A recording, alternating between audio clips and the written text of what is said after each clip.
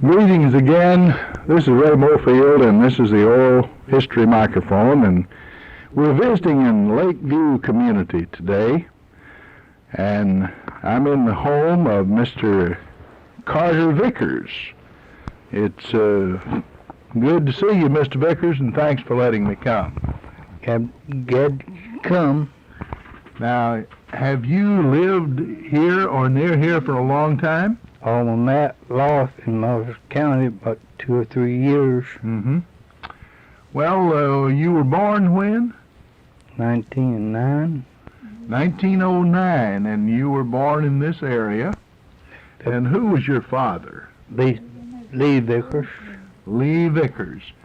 Now, it seems to me, most of my life anyway, I've heard about Harrison Vickers' post to the American Legion. Was that Harrison Vickers kin to you? My daddy's brother. Mm-hmm. Well, so he certainly was kin to you, your uncle. And what was your mother's name before she married? Wilson. She was a Wilson, all right. Do you remember anything about any of your grandparents on either side of the family? Mother's side, though. Mm-hmm. Some of your grandfather Wilson or your grandmother Wilson? Both of them. And they were also from this area, I suppose? I don't know where they come from. Uh-huh. Well, I tell you, I worked in Paducah for 14 years when I was a little younger than I am now. And I was always running into a fellow named Preston Kennedy who kept bragging to me about what great place Gilbertsville was. Did you ever hear of Preston Kennedy? Yes, sir. I knew him. Yeah. Well, he seemed to take a lot of pride in his hometown, and I admire that. And, of course, that's the reason we're here, to talk to you. Did you go to school in Gilbertsville? Yes, all but 2.5 years. Mm-hmm.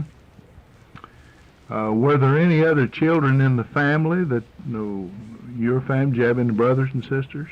9 of us. That's a large family. It would be by today's standards. It probably wasn't all that large back then. The people seemed to have more children. Well, were any of them in school at the same time you were? Yes, it is.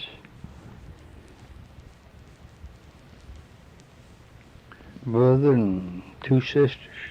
Brother and 2 sisters, and you had to take your lunch. Did you ever fight over who got the best piece of pie or chicken? No, we take our own lunch. No, we went home for lunch. Oh, you did? You lived right near the school then? Yeah. Just walking distance. Uh-huh. Do you remember any of you who your teachers were? Not many of them, no. Mm-hmm. Well, what did you like best about going to school? You like geography, maybe? Mathematics. Mathematics. Well, now that's a strange thing to me because I always liked that least of all. I was good at mathematics. Uh-huh. So you grew up to do what? Did you ever use that math any? Were you ever made a carpenter or what did you do when you started out life? Farm in this area? I helped my dad some and then went to work for TVA. Mm-hmm. Worked for TVA about 10 or 12 years. What was your dad's employment? Was he Railroad? on the railroad? Did he work for the Illinois Central? Yes. Mm-hmm. Now that was the days of steam engines. Yes, sir. And that, I don't know, that always gave me a thrill. He got knocked off in this, when he's building that double track, he got knocked off in this bridge down here. He was going around that belt down in the Paducah down there. Yes, sir. That trestle lived down there. Yes, sir. He got knocked off down there and skipped. They thought he was dead, but he come out of it. He didn't die. No, he lived to be 80-some-odd years old. Mm-hmm. Well, he was fortunate to come out of a fall like that, wasn't he? Till about think it said about 50 or 60 feet. Oh. The doctor said that his hand saved him. He broke his hand all to pieces. He scalped him. Hard all about down his neck and on his face. Oh, that was terrible. And you, when you heard about it, I guess you were terrified. You and the rest of the family. I suppose you had to go to the hospital in Paducah? Yeah. They'd taken acid down there. The Illinois Central had its own hospital back then in Paducah, didn't it? Yes, sir. I remember that on, it was out, Broadway, about 15th, 16th, 17th, along in there somewhere. Yeah. In fact, I believe that building was made into an office building, and for a while at least they called it the Catterjohn Building. That's St. Louis. So I think it's still there. Well, that was a terrible tragedy in your life. You grew up, your dad worked on the railroad. Did you dream of being an engineer maybe or something like that? Or? Sometimes I thought about it. I rode freight trains a lot, hobos a lot. You did? Well, I don't suppose I ever had enough nerve to try to get on a freight train, but you'd been around them and you weren't afraid of them. No. I always thought I might fall off and fall across a rail and lose a leg or an arm or something. I had a friend that went to catch one, slipped one on it and cut him in two. Now that obviously killed him, of course. Yeah.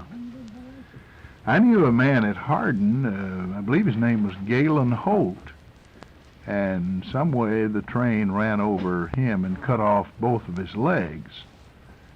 He lived for years and years after that, but of course he had to get around in a wheelchair.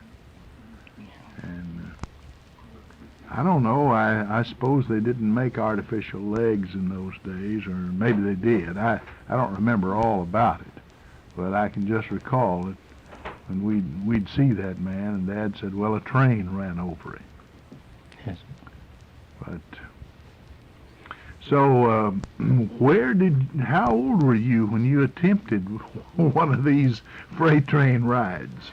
Well, I was 17, 18 years old. Had a little wanderlust in your blood, and you thought you'd see what the other side of the world looked like.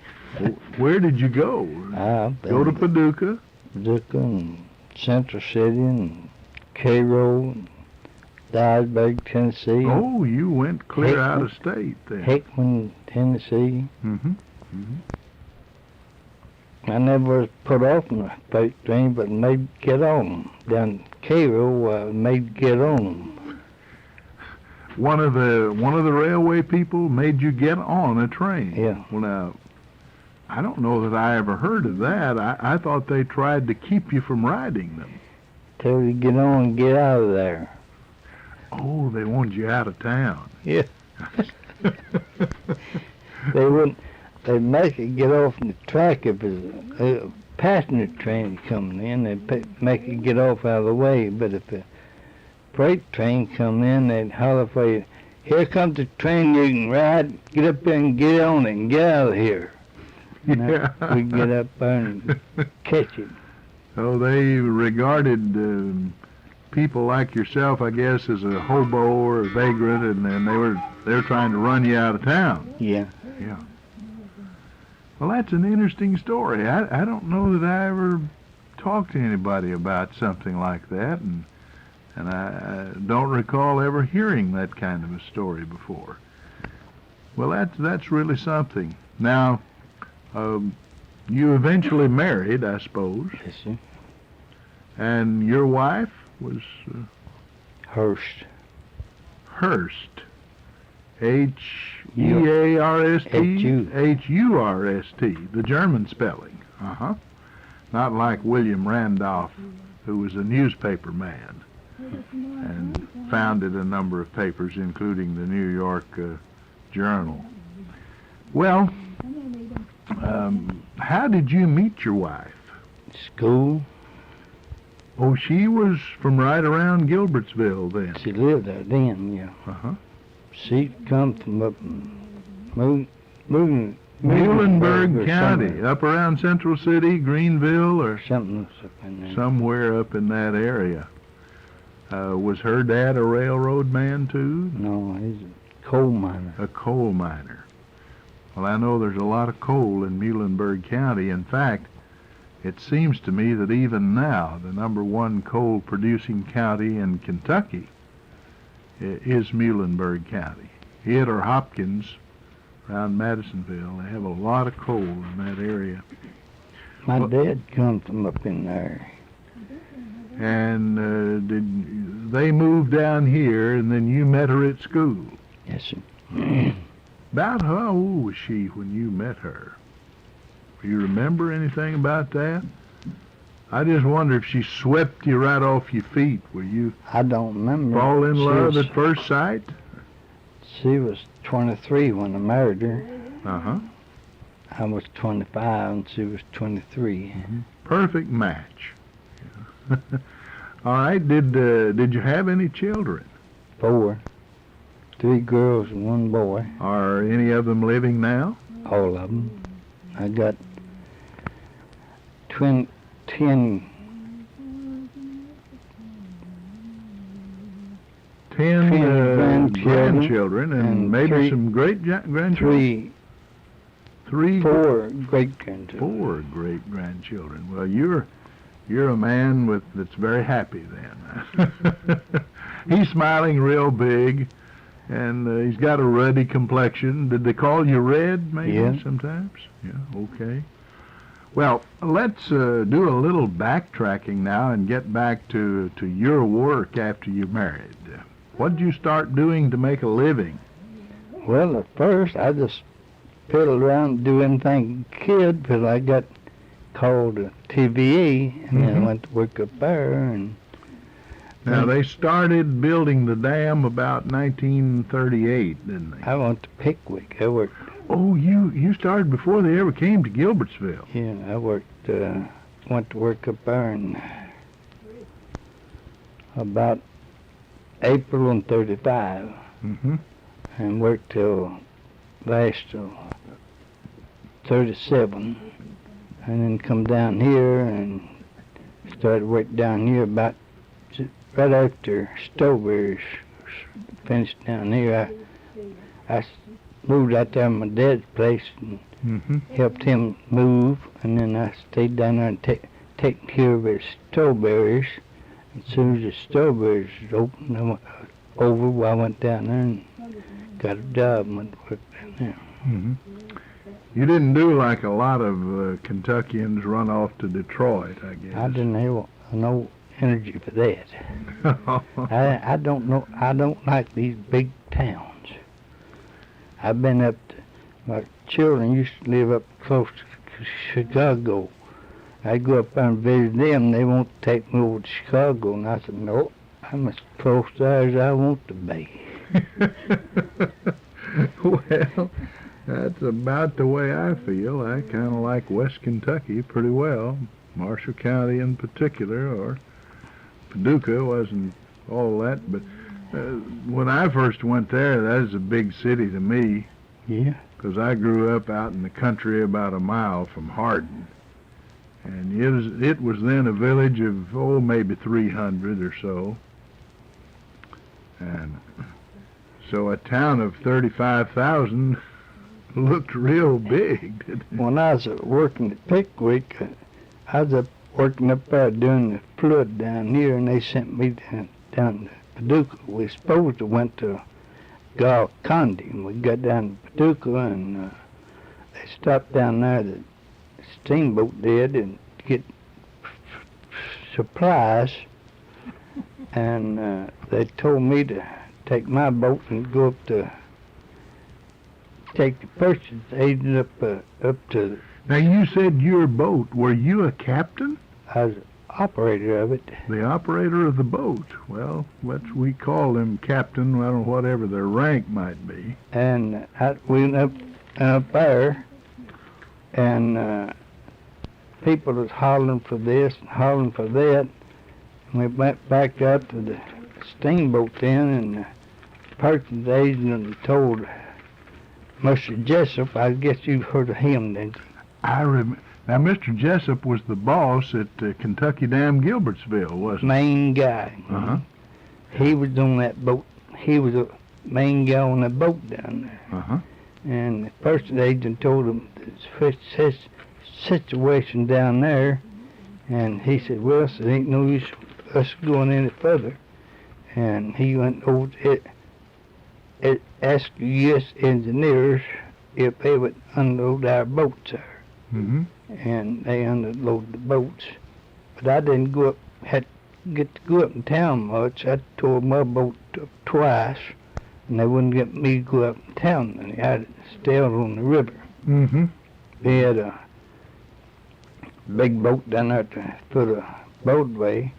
They called a office boat, and I'd go from there up to our fleet, and that's the way all I did. Mm-hmm. That's all the place I go. Well, it seems to me, I worked down there one summer. I was teaching school, and school was out, and we had 3 months non-paid vacation. So I applied for a job as a time checker, and they hired me. I believe the fellow's name, my immediate boss, was a fellow named C.F. Birchfield.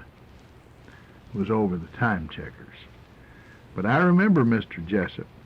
And I remember seeing they had little diesel work boats around there that, I guess they helped bring in piling and supplies. I don't know what all they did, but I believe one of them's name was Mary Ann. Mary Lou. Mary Lou. It was Mary Lou. Yeah, okay.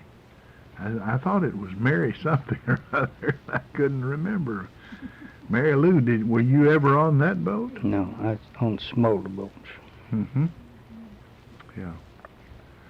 Well, did I hear a rumor from somebody that you were the captain of a ferry around here sometime? I run the Gilbertsville ferry for 4 years, nights down there, Mm-hmm. sometime daytime too. Mm-hmm. I worked down there for 4 years. Well, now, how does a fellow go about qualifying for a job running a boat? Just have to learn. Well, I suppose you take training under somebody who knows what they're doing. Well, do you have is there a license you get, like Yeah. a car license? Yeah, I got TVA required me to have license, but you don't have to have license on the ferry unless you uncouple the towboat from the barge and haul somebody across. Mm-hmm. Now, if you uncouple the towboat from the barge, take somebody across the river, and they catch you, you better have license, Yeah. because you're hauling passengers for hire. Yes. But you can haul all you want on that barge. But Just gravel and things of that kind. you too. Many people you can go on the barge. But you couldn't charge them anything. Yeah, on the barge, but Mhm. not on the towboat. Oh, I see. You couldn't cut the towboat loose and take them off. You can charge them take them on the barge, but you couldn't. Who grants these licenses? The Coast Guard or U.S. engineers. the U.S. engineers? Yeah. So you had to take a license and satisfy them that you knew how to do the job. Yes. Did you enjoy that pretty well? Yeah. Well, there's a lot of thrill to it, I guess.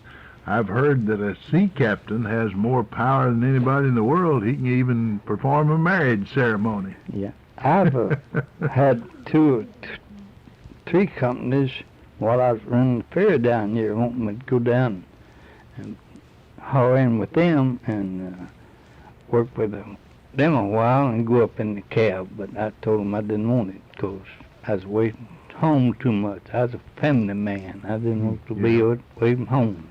So you'd rather make a little less and be near your wife and children. That's right. Well, that's a desirable trait, I'd say, in a man. Now, let's have you tell us as much as you might remember about Gilbertsville when you were a boy growing up. I guess it didn't look quite like it does now. I saw you had an old picture out there a while ago, and there was a railroad bridge here, but no dam when that picture was made. Yes, sir. And you, what were the names of some of the stores around? Well, Will Moore had a store there, and Eddie Tishner had a store there, and Thomas Satterfield had a little store. Mm-hmm.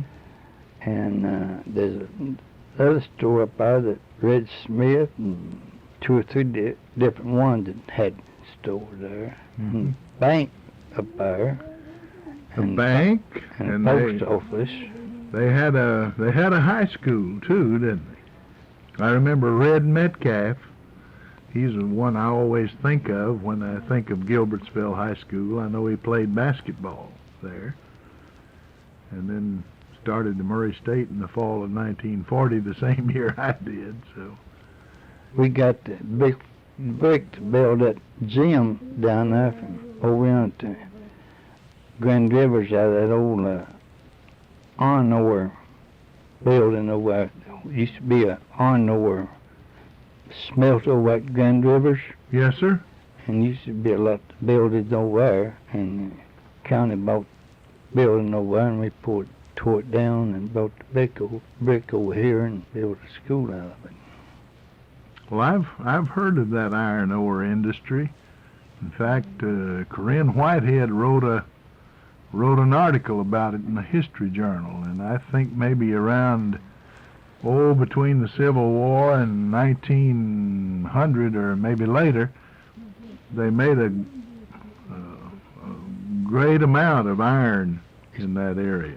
2 big piles of slag still sticking up out of the lake over there, right down below the boat dock over there. Well, did you ever hear the story that a man named William Kelly from around Catawba was involved in some of those iron furnaces and invented a process for making steel?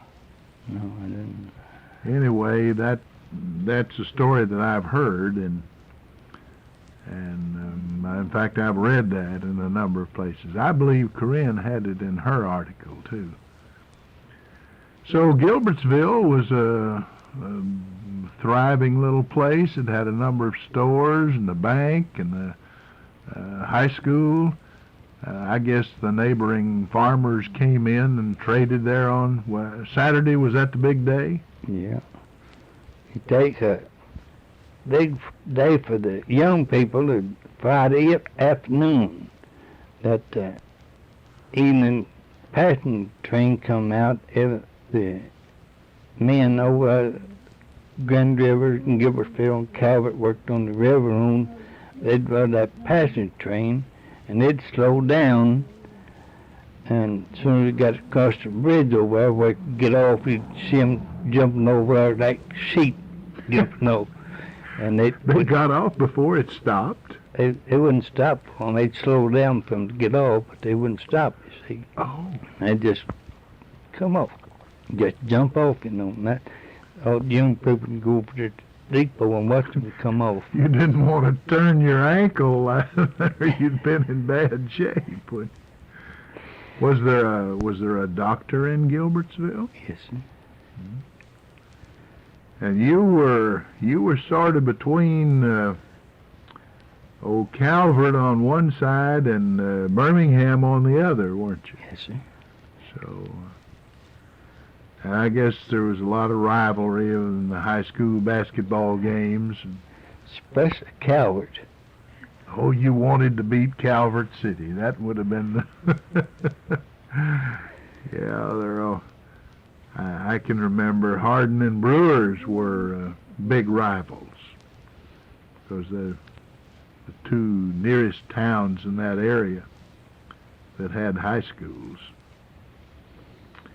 Well, that's a very interesting story, and all right, what was that the last job you had on the ferry, or did you take that after the dam was built or before? After the dam was built. How long did that ferry run in there? I don't know. It started way back on.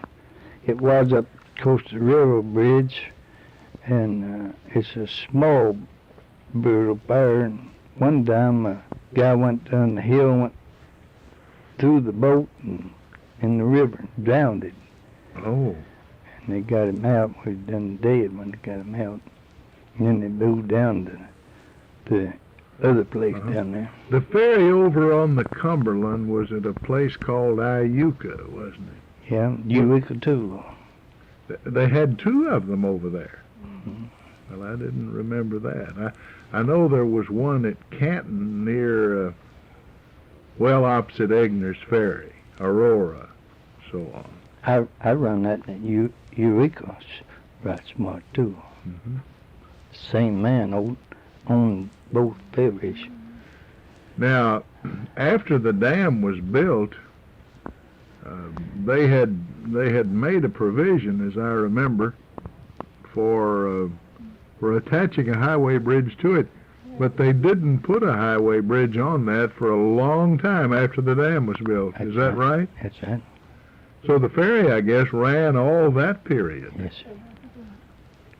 Now let's see, the dam began generating power about 44, 45, along in there, and I don't remember exactly when they built that highway bridge on the dam, but it might have been as late as 55 or so. No. Was it that late or earlier? No, it does. Or was it 1960 maybe? I went to work for metallurgical in 51. That was the Pittsburgh Metallurgical Steel at Calvert. I went to work up there, and they'd begin that bridge before I went to work down there. They'd started work on it. Yeah. Because I worked for them. I taken the work. We had next to towboat down here, ferry. That'd go up on the lake and move barges for them up on the lake and out there working on that bridge. Yes, sir. Well, now you've just told me something else I just ran up on there was that you worked at metallurgical. Did you enjoy that or what? Yeah, I enjoyed it. It went from metallurgical to Airco Alloy. Now it's SKW. But they still make steel. Mm-hmm. In fact, my brother-in-law, Pat Blumenberg, is working there, I believe. But I don't recall. Well, I have been down there, too. See them. I saw them pour one of those furnaces one time. I didn't work much around the furnaces. I worked when the furnaces 2 years one time, and that's about all I was out in the yard most of the time. You know, the half hour has almost gotten away from us. Do you have some kind of funny story you'd like to tell us? Anything you want to make certain you get on here? The kids is wanting me to tell about a ghost story. Well, you tell it. Just fire away. When I was young, I used to carry the little time paper. It'd come down on a night train, and as a boy, I always stayed out in Gilbertville and wait for me to go down. He was scared to go home by himself, and we was going up a dark alley one night. It was Halloween night. And we went around the corner, and the house over there, and something white come out. and come out there, and we went, got in the ditch and laid down, and she come up back close to us and says, woo, woo, and when she said woo, woo, we said boo, woo. You started running. Run, we run. And we went in the house up there and told them about it, and they come outside, and we see her going down the street, and we went up, you know, that little park on the right side going toward the dam, that little park, that's what I carried the paper to, and that boy lived just a little place up that, and we stopped in there, and we didn't notice a wagon seat laying in the corner down there by the door, and